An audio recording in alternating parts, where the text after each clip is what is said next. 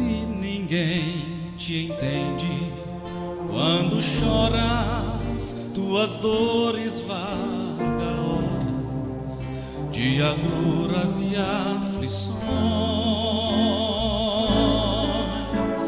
Se ninguém te ouve quando gritas em tuas horas mais aflitas, procurando soluções.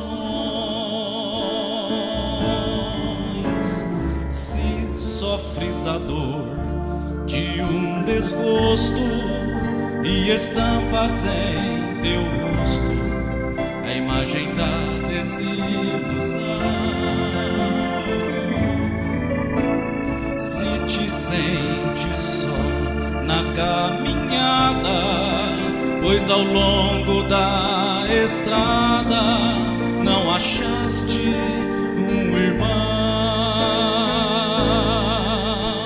chama Jesus Cristo nesta hora e verás que não demora e terás a tua mão te enxugando as lágrimas teimosas que em teu rosto ainda rolam, renovando o coração.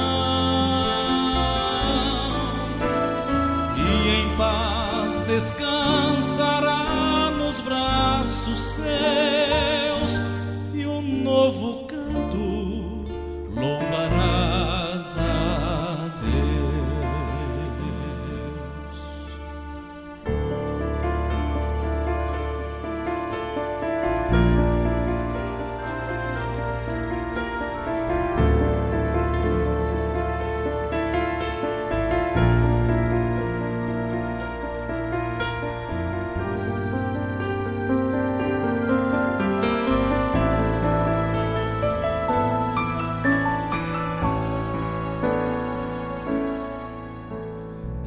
São tão ingratos teus momentos e navegam pensamentos as águas sob um vendaval.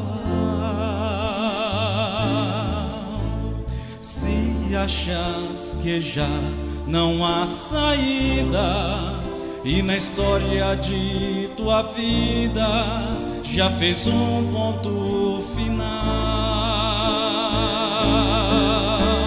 chama Jesus Cristo nesta hora e verás que não demora e terás a sua mão,